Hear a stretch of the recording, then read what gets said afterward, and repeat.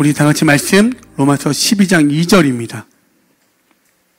너희는 이 세대를 본받지 말고 오직 마음을 새롭게 함으로 변화를 받아 하나님의 선하시고 기뻐하시고 온전하신 뜻이 무엇인지 분별하도록 하라. 여러분 괜찮으면 우리 다 같이 한 목소리로 한번 읽어볼까요? 시작. 너희는 이 세대를 본받지 말고 오직 마음을 새롭게 함으로 변화를 받아 하나님의 선하시고 기뻐하시고 온전한 뜻이 무엇인지 분별하도록 하라. 아멘. 여러분 오늘 제목은 제가 흐르는 세상을 거슬러 오르는 교회. 뭔가 되게 나름 이렇게 적었는데 여러분 유행가 중에 그거 아십니까? 옛날 노래긴 하지만 거꾸로 강을 거슬러 오른 저 힘찬 연어들처럼. 이 제목은 제가 사실 이렇게 기억을 못했는데 거꾸로 강을 거슬러 오르는 저 힘찬 연어들처럼 강산해가 불렀던 노래인데 여러분 연어에 대해서 한번 제가 잠깐 나누려고 하는데 연어는 그 흔히 산란할 때 알을 낳기 위해서 대부분 바다에 사는데 강으로 거슬러 올라간다고 합니다. 그래서 거기에서 자기의 알을 낳는다고 하는데 그들이 그렇게 가는 이유는 그 자기의 고향 그 본향을 알아 그 냄새를 쫓아 거슬러 올라간다라고 이야기합니다. 왜 올라갈까라는 그 이유를 찾아가 볼 때 그곳에 그 강 상류에 올라갈 때 강이 깨끗하고 그저 산소가 풍부하고 천적이 없다라고 이야기합니다. 가장 생명을 낳기에 가장 안전한 장소가 바로 그들에게 그 본향, 고향, 그 강이라고 이야기합니다. 그리고 그 강, 바다에서 강까지 올라갈 때 힘찬 거센 물결을 힘차게 거슬러 올라가다 보니까 자기의 모든 체력을 다 소진하고 알을 낳고 나고 생명을 낳고 나면 대부분은 죽게 된다고 이야기합니다. 여러분 그리고 그들이 거기에서 죽게 되면 그들의 죽음을 통해서 그 생태계에 영양분이 흘러가서요 그 생태계의 그 순환에 중요한 연결고리를 또한 한다고 합니다. 여러분 이 연어의 삶을 쭉 들어보면 어떻습니까? 연애의 삶. 거의 성도의 삶과 유사하죠. 그렇죠? 오늘 말씀 보면 이 세대를 본받지 말고 우리가 돌아가야 할 본향이 있다고 합니다. 하나님의 나라, 그 땅으로 돌아갈 그 나라. 근데 그 나라에 들어갈 수 있는 길은 무엇이죠? 예수 그리스도. 예수 그리스도를 닮아 변화하는 삶이라고 이야기합니다. 그래서 여러분 때로는 우리가 예수 그리스도만을 닮아 변화하는 그 삶이 이 땅에서는 어떻게 보이죠? 무의미해 보입니다. 아무런 쓸모없어 보입니다.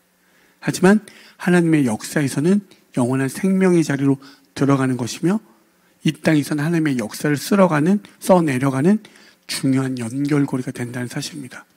여러분 바울은요 그 교회를 향해서 헌금을 전달하기 위해서 들어갑니다. 그런데 어떻게 되죠? 무의미하게 참술당해 죽습니다. 그 당시에는 무의미해 보이고 아무런 영양가가 없어 보이고 오히려 많은 예언자다 사역자들이 들어가지 말라라고 하나님의 영으로 그를 붙잡았습니다. 하지만 그의 죽음은 2000년이 지나 바울의 모든 한 구절 한 구절이 우리에게 생명력 있게 다가오지 않습니까? 그리고 그 말씀을 붙잡고 표대를 향하여 나아가기도 하고 그렇죠? 하나님의 지혜에 대해서 이야기하고 수많은 그 서신서를 통해서 우리는 큰 위로와 힘과 능력을 얻게 됩니다. 많이 보게 되죠. 여러분 그래서 하나님의 자녀들의 이 죽음은 절대로 무의미한 게 없습니다. 족족을 남기게 되고요. 영적으로 많은 생명을 살리는 엄청난 그 중심 가운데 있다는 걸 꼭 기억하시기 바랍니다. 그래서 여러분 예배의 자리에 나올 때 내가 오늘 예배를 드렸어. 아무런 무의미하고 아무런 변화가 없는 듯하지만 여러분들이 예수 그리스도의 그 좁은 문을 쫓아 그 진리의 문을 쫓아 나아갈 때 누군가는 그 기둥, 그 기점, 그 모든 기준을 바라보고 생명의 자리로 나아간다는 사실이에요. 그래서 여러분들이 오늘 예배의 자리에 나온 건 단순히 여러분의 삶으로만 점철되어 끝나는 게 아니라 누군가에게 큰 이정표가 되고 진짜 삶의 그 온전한 방향으로 나아가게 한다는 사실을 잊지 마십시오. 그래서 여러분은 주인공이라고 이야기하는 거예요. 그래서 특별하다라고 이야기하는 거고. 그래서 여러분의 모습이 이 땅에서 어떤 형태로 있던 간에 하나님의 기준 가운데 서 있으면 여러분들은 이미 완성된 그 자리로 들어가고 있다는 걸 기억하시기 바랍니다. 이 말씀이 여러분에게 좀 위로가 되어줬으면 좋겠습니다. 내 삶은 왜 이렇게 실패고 내 삶은 왜 이렇게 환영받지 못하는 삶이고 내 삶은 왜 이렇게 버려진 삶인가 라는 생각이 간혹 들 때가 있죠. 여러분 그럴 때 없습니까? 쓸모없는 것 같고 목사님이 시킨다고 저렇게 하는 저 사람은 되게 어리석어 보이고 멍청해 보이고 여러분 그런 생각들이 우리에게 찾아와요. 수도 없이. 그런데 꼭 기억해야 되는 건 무엇이냐면 여러분 하나님의 중심 가운데 서 있을 때 그 자리가 완성입니다. 저는 반드시 믿습니다.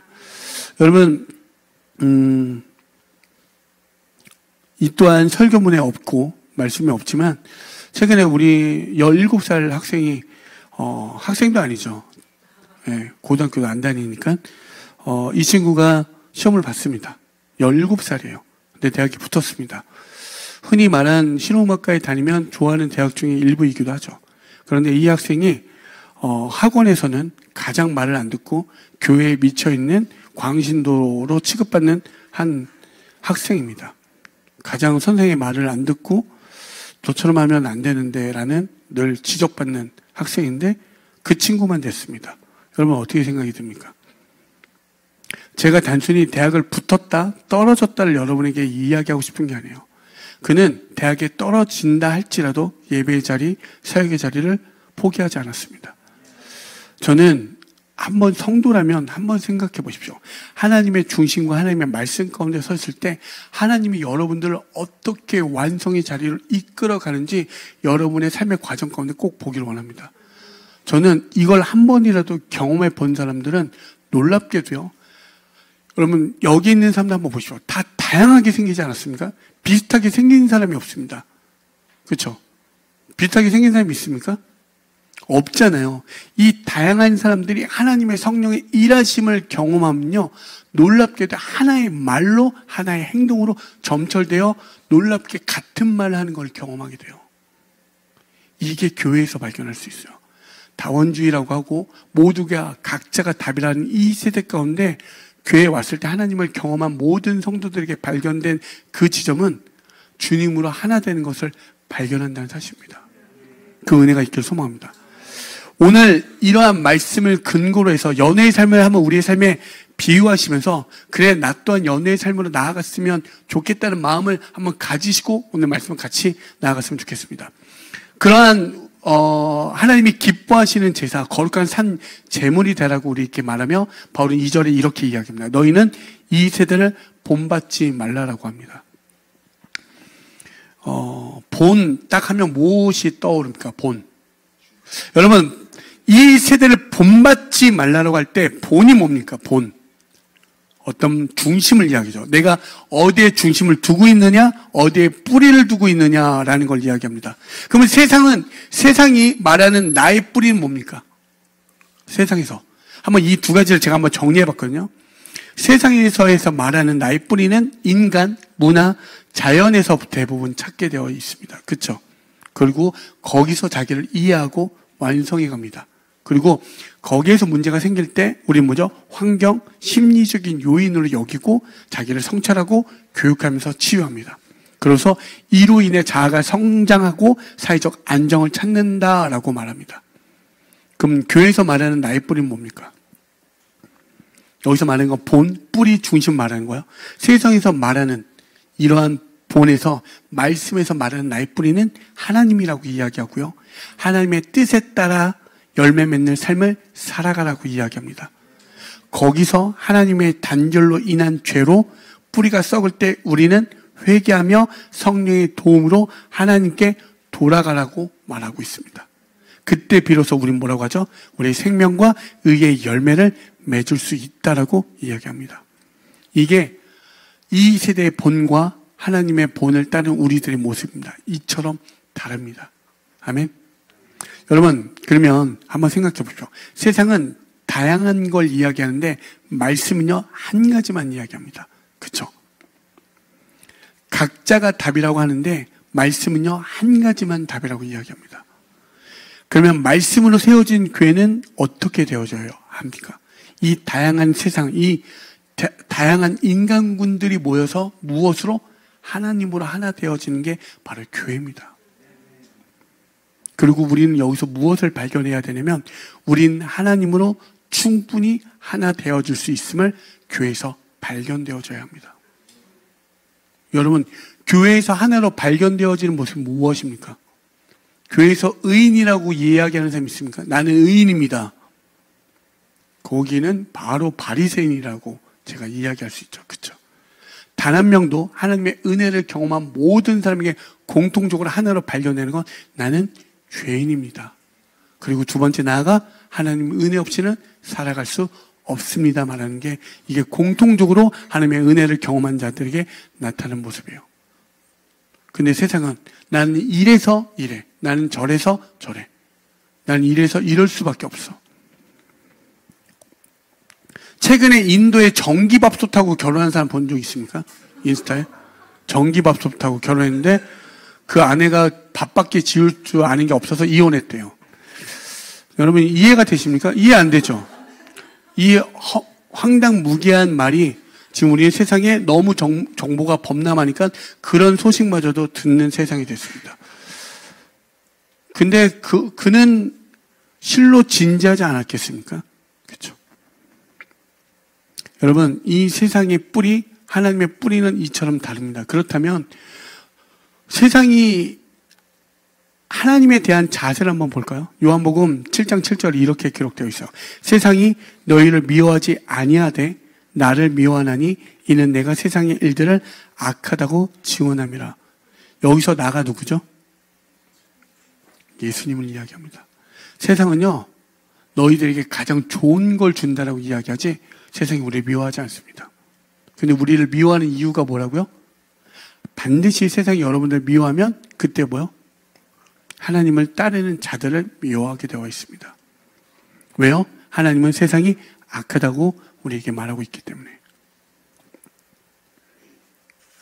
그래서 세상의 가치관과 교회의 가치관은 반드시 섞일 수가 없습니다.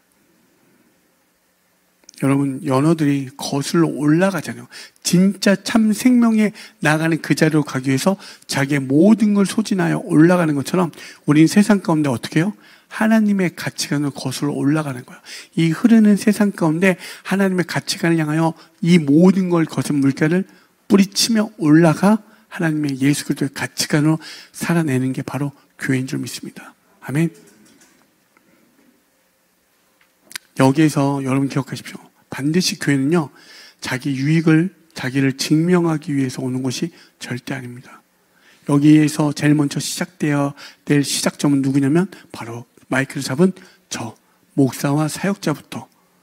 여러분, 하나님을 전한다고 하면서 여기서 돈을 벌려고 하면 그게 세상의 본을 쫓는 모습과 별반 다르지 않습니까? 제가 하나님을 전한다고 하면서 여러분들을 그죠 이용한다면 그건 세상의 본을 쫓는, 바울이 쫓지 말라고 하는 그 모습을 쫓는 모습이 됩니다. 성도는요, 하나님을 따른다고 하면서 여기에서 나의 유익, 나의 증명 이런 것만 쫓고 있다면 그건 성도가 아닙니다. 거룩한 무리가 되어질 수 없는 거죠. 절대 교회는 자기 계산을 하는 것이 아니라 자기 부인을 하는 곳입니다. 아멘. 그렇다면 여러분, 우리가 하나님의 본을 따르겠다면, 교회는 하나님의 본을 따르겠다면 어떻게 해야 되는지 그 다음 말씀을 보면 마음을 새롭게 하라고 이야기합니다. 그리고 마음을 새롭게 하면 본을 받을 수 있다고 합니다. 연어가 바다에서 강으로 거슬러 올라간다고 할 때 그때 연어의 모든 색깔과 내장기관이 싹 다 바뀐대요. 바뀌어간대요. 그 환경에 맞춰 적응하는 거죠. 그러면 우리는 하나님의 자녀로서 세상 가운데 살 때 우리가 그렇게 하면 우리의 모든 색과 우리의 모든 마음에 있는 전인격적인 모든 것들이 변화되어야 되겠죠. 그렇죠? 그럼 한번 생각해 봅시다. 바울이, 여러분, 작심삼일이란 말 있죠. 그죠? 여러분, 무언가 내가 하나님 앞에 결단하여 내가 이것만큼은 끊겠다 하는데 며칠 갑니까? 며칠 갑니까? 3일 가냐? 대단하네. 3시간 아니고. 여러분 어떠세요? 우리가 막 대형 집회 가보면 아시죠? 막 다들 은혜 받았어. 근데 나갈 때 먼저 빠져나가려고 주차장에서 어떻게 되죠? 빵빵거리고 난리 납니다. 막 네가 빼내, 내가 빼내, 안 비켜주고 막. 분명히 내 옆자리에서 은혜 받았던 사람인데, 그죠? 여러분 3시간도 못 가요. 30분도 채 못 갑니다. 근데 바울이 이렇게 이렇게 연약하고 나약해 빠진 우리들을 향해서 어떻게 해요? 마음을 본받지 말고 마음을 새롭게 하라고 결단하라고 이야기합니다. 자, 여러분 오늘 다 무릎 꿇으시고 결단하시고 마음을 새롭게 하십시오. 이렇게 되면 여러분 여기서 결단이 되어집니까? 그래서 말씀을 우리가 보통 이렇게 되면 그래 마음을 새롭게 해야지, 내가 결단해야지, 내가 결심해야지, 내가 이렇게 할 거야. 이렇게 해서 여러분들 항상 더 오히려 죄의 굴레에 들어가지 않습니까? 나는 이렇게 안 되네, 나는 쓰레기네, 그래 난 믿을 자격이 없어, 나는 하나님한테 이렇게 배신만 때리니까 그래 나 오늘부터 하나님과 이별이야. 이렇게 되지 않습니까? 너무나 제가 이렇게 가볍게 얘기하지만 대부분 이런 식으로 가요.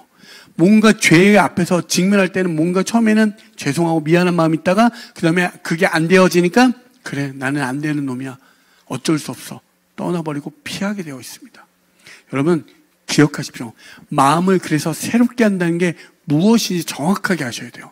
마음을 새롭게 한다는 건 성령을 구하라라고 바울은 이야기하는 거예요. 말씀 한번 볼까요? 디도서 3장 5절입니다. 우리를 구원하셨습니다. 그분이 그렇게 하신 것은 우리가 행한 의로운 일 때문이 아니라 그분의 자비하심을 따라 거듭나게 씻어주심과 성령으로 새롭게 해주심으로 말미암은 것입니다. 아멘. 분명히 성경 뭐라고 이야기하죠? 작심삼일이 너희들에게 결심하는 게 아니라 마음을 새롭게 할 수 있는 진짜는 무엇이냐면 성령을 구하는 거야. 너희들이 마음을 새롭게 할 수 있는 모든 비결은 하나님, 성령 하나님 나를 도와주시옵소서. 그럴 때 우리의 마음이 새롭게 되어지는 걸 발견할 수 있다는 거예요. 여러분 한번 교회 다닐 때 진짜 때로는 말로 할 수 없는 은혜들이 임할 때 막 자다가도 기도할 때 있지 않습니까? 막 눈물 흘리고 그때 성령이 우리 가운데 찾아와 우리의 마음을 새롭게 해주는 거예요. 그때 어떤 게 변화가 일어난다는 사실입니다. 여러분들의 의지로 얼마나 할 수 있습니까? 별것 아닌 것 같은 작은 어떤 행동 하나를 제가 의미 부여한 게 아니라 제 마음에는 그랬거든요. 정말 그 하나님은 어떤 것도 변화시킬 수 있다는 거. 정말 그 하나님은 내 모든 걸 다 한다. 나는 할 수 없지만 그 성령이 우리의 마음을 새롭게 하고 변화시킬 수 있다는 그 마음 하나였습니다. 여러분 지금 힘든 일들이 있을 거예요. 괴로운 일들이 있을 거예요. 안 되는 게 있을 거예요. 아무래도 바뀌지 않을 것 같은 무서운 저 높은 벽들이 있을 줄 압니다. 그런데 진짜 그때 기도하십시오. 바울이 그냥 한 말이 아니라 자기 목을 걸고 이야기하는 거잖아요.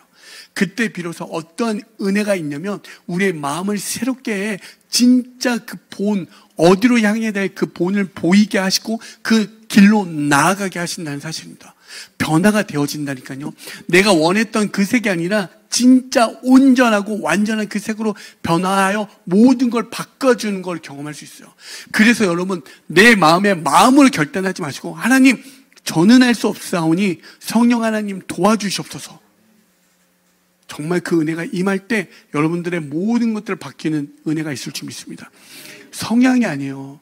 여러분 여기서 어떤 사람 의지적으로 뛰어난 사람이 있다니까요.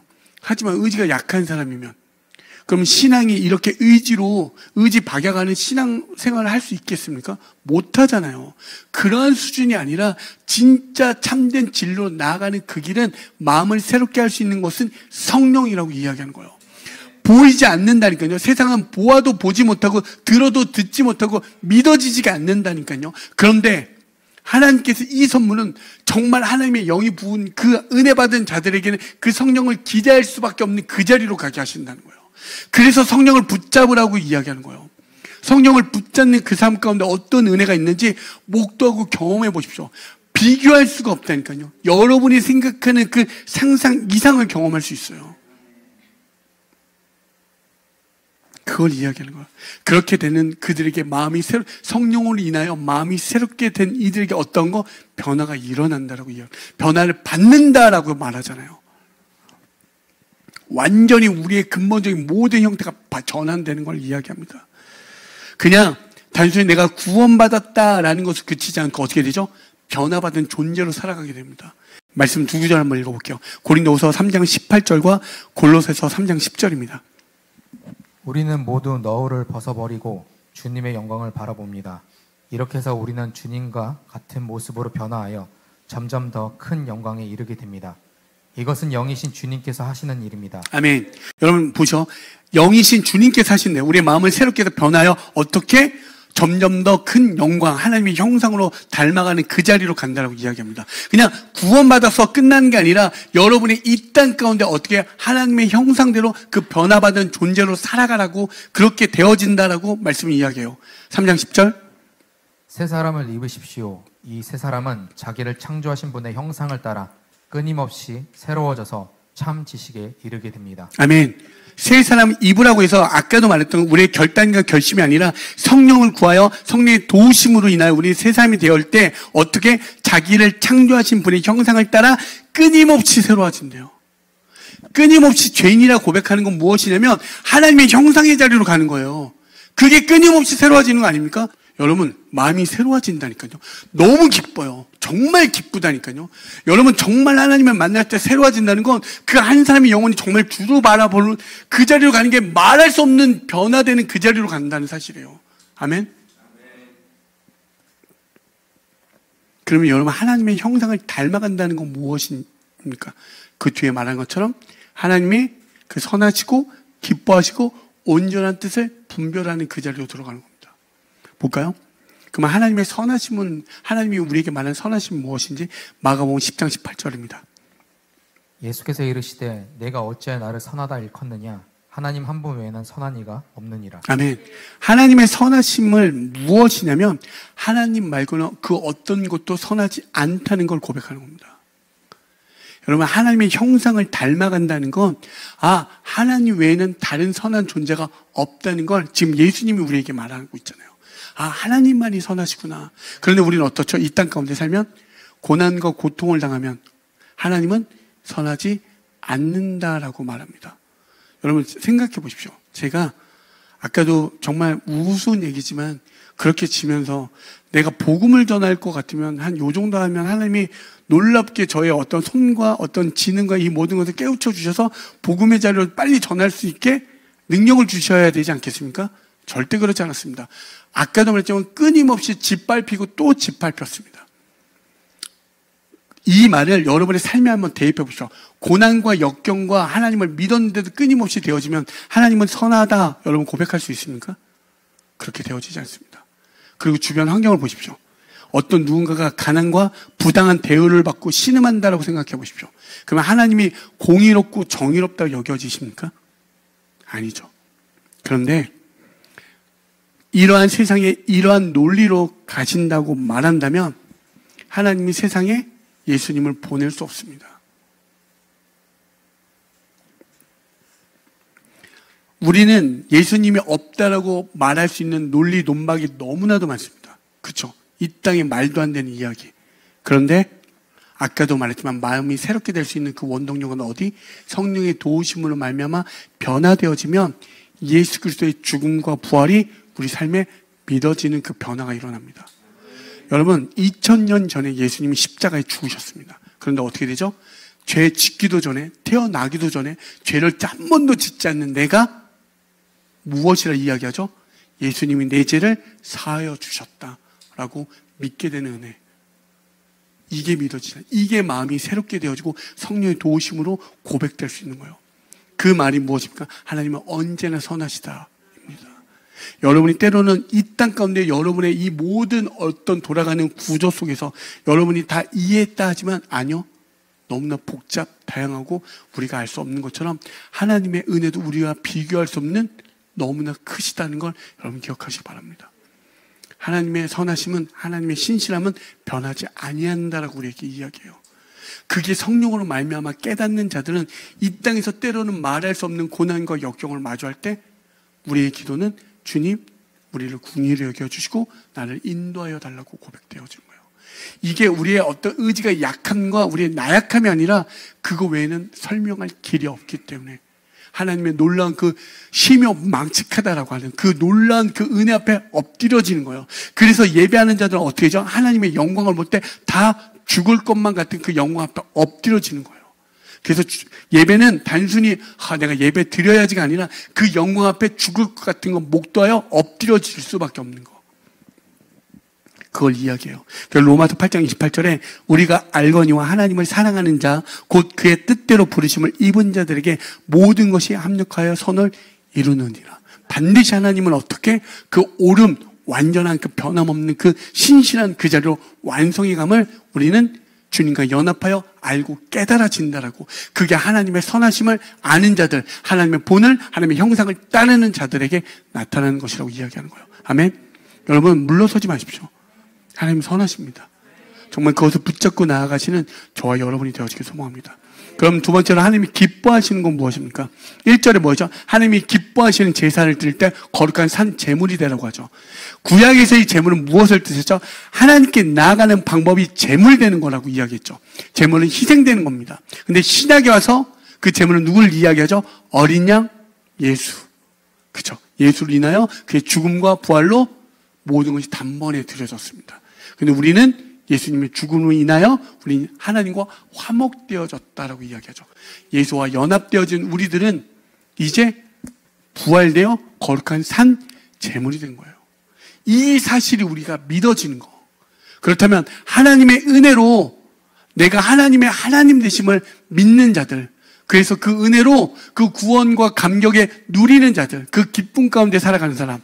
아, 하나님이 나를 구원해 주셨구나. 죄인 가운데 아무것도 아닌 나를 구원해 주셨구나. 하나님의 하나님 되심을 선포하고 그것을 믿고 나아가는 사람들이 바로 하나님이 기뻐하시는 자라고 이야기하는 거예요.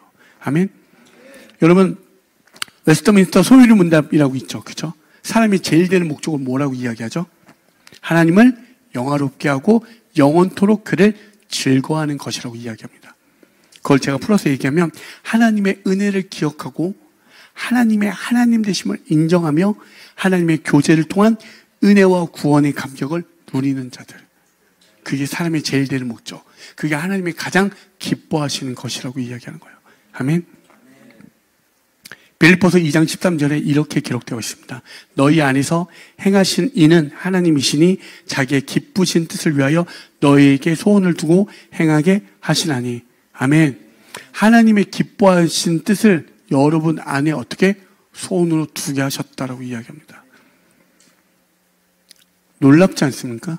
그래서 이 땅 가운데 내가 구원받은 것으로 끝내는 게 아니라 구원받은 자로서 이 땅 가운데 하나님의 형상으로 변화받아, 그렇다면 여러분이 어떻게 되죠? 나의 모든 목적과 꿈과 비전이 나를 위한 삶에서, 나를 증명하고 나의 유익에서, 여러분 모든 하나님을 경험한 자들은 이제 어떻게 되죠? 내 꿈과 비전과 목적이, 제일 되는 목적이 어디에 가죠? 하나님 영광으로, 하나님을 나타내는 자리로, 하나님의 선하심을 드러내는 그 자리로 들어가지 않습니까? 아멘. 이게 하나님이 기뻐하시는 뜻이에요. 인정이 되어지는 거잖아요. 여러분이 있는 그 자리에서 하나님의 하나님 되심을 드러내고 구원의 감격을 누군가에게 전하게 되어지지 않습니까? 그게 하나님 기뻐하시는 뜻이라고 이야기합니다. 마지막으로 하나님의 온전함은 무엇인지 한번 찾아가 볼까요? 빌립보서 1장 6절입니다. 너희 안에서 착한 일을 시작하신 이가 그리스도 예수의 날까지 이루실 줄을 우리는 확신하노라. 아멘. 너희 안에서 이 선함, 착함, 신실함, 하나님의 은혜, 의의 표현, 이 모든 사랑, 그것을 이야기하는 거예요. 그게 착한 일. 착한 일이니까 엄마 말 잘 듣고 이런 게 아니라, 여러분 아시겠죠? 너희 안에서 착한 일을 시작하는 이가 그리스도 예수의 날까지 이루시는 줄을 우리는 확신하노라. 아멘. 그래서 성경은 무엇을 이야기하는 거냐면 하나님의 구원의 역사를 누구? 예수 그리스도를 통하여 어떻게 이뤄가시는지를 우리 성경을 통해서 보는 거예요. 성경은 다른 게 아니라 하나님의 뜻을 예수 그리스도를 통하여 어떻게 이뤄가는지를 성경을 통하여 우리는 보는 거예요. 아멘. 오늘 말씀이 그렇게 이야기하잖아요. 하나님의 온전한 뜻은 예수 그리스도로 말미암아 완성되는 구원이다라고 이야기하는 거예요. 그게 믿어지는 거예요. 그게 믿어지는 자들이 하나님의 형상을 쫓는 것이고 세상의 본이 아닌 하나님의 본을 쫓아가는 자들이라고 이야기해요. 근데 이 모든 사실이 여러분의 지식과 논리 이성으로 믿어지는 게 아니라 마음을 새롭게 할 수 있는 모든 근거와 베이스는 성령이라고 이야기하는 거예요. 아멘. 그러니까 갑자기 여러분의 마음을 막 뜨겁게 하기도 하잖아요. 그래서 하나님의 뜻은 그리스도를 통한 하나님의 의지라는 거예요. 하나님의 우리를 향한 어떤 의지, 뜻이 있지 않겠습니까? 내가 널 향한 그 뜻, 내가 너를 바라보는 그 뜻, 그걸 이야기하는 거예요. 그걸 이뤄내시면 되는 거예요. 이 땅 가운데. 다른 게 아닙니다. 요한일서 4장 9절, 하나님의 사랑이 우리에게 이렇게 나타난 바 되었으니 하나님이 자기의 독생자를 세상에 보내심은 그로 말미암아 우리를 살리려 하심이라. 여러분, 하나님의 뜻, 이거 하나만 기억하십시오. 하나님의 뜻은 죄인된 우리를 예수 그리스도를 통하여 살리고자 한다라고 이야기합니다. 아멘. 이게 하나님의 뜻이에요. 그래서 사랑은 단순히 내가 너 사랑해 이게 아니라 하나님의 옳음, 하나님의 선함, 하나님의 변함없는 그 의지, 그 뜻의 표현이 뭐예요? 그게 사랑이에요. 그 사랑의 정수, 사랑의 끝판으로 드러난 게 무엇입니까? 십자가. 그래서 사랑의 십자가, 이 모든 게 하나로 관통되는 거예요. 하나님의 뜻의 표현이 어떻게 드러나면 그 십자가로 드러나는 거예요. 우리를 살리고자 하심이라고. 이게 믿어지지 않습니까? 아멘. 그래서 교회와 성도는 이 뜻을 분별하여 기억해서 어떻게 하죠? 우리의 모든 가지고 있는 모든 체력을 가지고 이 거센 물을 거슬러 올라가는 거예요. 그 강으로. 거긴 생명이 있잖아요. 그 자리. 진짜의 자리로 지금 올라가고 있는 거예요. 정말 떠내려가지 마십시오. 누가 가끔 그러죠. 떠내려가지 말라고. 그죠? 내 인생 떠내려가고 있다고요. 여러분, 그런 쓸데없는 소리 하지 마십시오. 떠내려가는 건 그건 여러분의 의지나 여러분을 붙잡고 있을 때나 떠내려가는 거지, 성령을 붙잡고 나아갈 때 절대 떠내려가지 않습니다. 여러분, 힘들고 어떠한 문제 가운데, 어려움 가운데 낙심되어지고 도무지 앞이 보이지 않아, 하나님이 보이지 않을 때, 마음을 새롭게 할 때 기억하십시오. 진짜 안 될 때 여러분 히든카드처럼 이게 꼭꼭 숨겨놓은 편지처럼 진짜 힘들 때, 그럴 때 성령님 도와주십시오. 성령님 도와주십시오. 그 성령께서 여러분을 어떻게 도와주는지 경험해 보길 소망합니다. 그러면 마음을 새롭게 하여 변화되어 연어들조차도 그 자기의 본향을 알고 기억하여 그 모든 걸 다하여 올라가잖아요. 성도는요, 어떤 걸 알아요? 우리 본향이 어디인지 아니까 거슬러 올라갈 수 있는 거예요. 아멘? 그 은혜가 있길 소망합니다. 제가 연어하니까 연어도법 좋아하는 이런 쓸데없는 그 이상한 이 말풍선을 버리시고 정말 그 본질로 돌아가셔서, 그렇게 나아가시는, 그래서 생명의 자리로 나아가셔서 이 땅에선 잠시 잠깐 내가 아무 무의미하고 버려지는 것 같고 쓸모없는 듯 해보이지만 아니요, 여러분의 나아가는 그 자리 가운데는 반드시 생명이 일어나고 어린 생명들이 다음 세대들이 일어난다는 사실이에요. 정말 여러분들이 오늘도 고군분투하며 나아갈 때 여러분들이 만날 모든 이들이 여러분이 지표가 되고 기준이 되어 정말 하나님을 볼 수 있다는 사실이에요. 그게 가정이 되기도 하고요, 그게 관계가 되어지기도 하고요, 그게 모든 여러분의 친구가 되어지기도 하고요, 모든 회사 동료가 되어진다는 사실이에요. 여러분 기쁘지 않습니까? 성령이 내게 임하여 그 기준이 세워지면, 언약 가운데 우뚝 세워지면 그게 십자가예요. 그래서 우뚝 세워지셔야 돼요. 여러분 나자빠 있지 마십시오. 좀 더 누워있지 마십시오. 깨어 있으십시오. 저 잠이 많은데 이런 쓸데없는 소리 하지 마시고 우뚝 세워져서 정말 언약 가운데 세울 때 그들이 볼 수 있다니까요. 아, 어떤 것도 가리울 수 없구나. 저들은 기꺼이 올라가십시오. 기꺼이 올라가셔서 여러분 진짜 하나님의 하나님 되심을 나타내주는 저와 여러분이 되어지기 소망합니다. 아멘. 반드시요. 마지막으로 한 가지만 딱 전하고 끝내겠습니다. 하나님 없는 자기 유익, 자기 증명은요, 여러분 정말 떠내려갑니다. 그냥 사망에 그냥 떠내려감이고요, 파멸에 떠내려감이고요, 모든 죽음밖에 존재하는 그 똥덩어리 같은 그 자리로 들어간다는 사실을 여러분 잊지 마십시오. 그런데요, 정말 하나님의 선하시고 기뻐하시고 온전한 뜻을 분별하여 나아가는 그 자리는 생명이 있습니다. 정말 영원한 그 자리로 들어간다는 사실 잊지 마시고 이 말씀 붙잡고 여러분 이 땅 가운데 그렇게 나아가십시오. 그리고 하나님이 여러분의 그 기뻐하신 뜻을 소명으로 두었으니 그 뜻을 이 땅 가운데 살아있는 동안 그 뜻만 이루어 가시면 돼요. 너무 행복하지 않습니까? 아멘? 여러분 정말 입이 안 떨어지는 분들이라도 오늘 성령님 제발 도와주십시오. 여러분 정말 하나님이 기뻐하시는 뜻이 여러분 가운데 이루어 달라고 할 때 아멘으로 한 번만 화답하십시오. 정말 저도 그 간절한 마음으로 매번 성도들을 위해서 기도할 때 하나님이 그들에게 뜻하신 그 기뻐하신 뜻이 속히 이루어 달라고 기도합니다. 여러분 주저하지 마시고 불 꺼주세요. 하도 이 내성적인 인간들이 많아서 아멘하는 것도 왜 창피해야 하는지, 그죠? 이해합니다. 제가 불을 끈 이유는 아멘 한 번만 하시라고, 제발 아멘 한 번만 하시라고. 정말 하나님이 생각한, 그러니까 여러분이 생각한 어떤 최대치죠. 나는 이렇게 될 거야. 그거보다 만약에 더 놀라운 일 가운데 들어간다면 기쁘지 아니하겠습니까? 아멘? 그래서 여러분 다 눈 감으세요. 자, 여러분들 존중합니다. 여러분 존중합니다. 정말 존중하니까요. 하나님이 그 기뻐하시는 뜻이 여러분들 안에 소망함으로 두실 줄 믿습니다.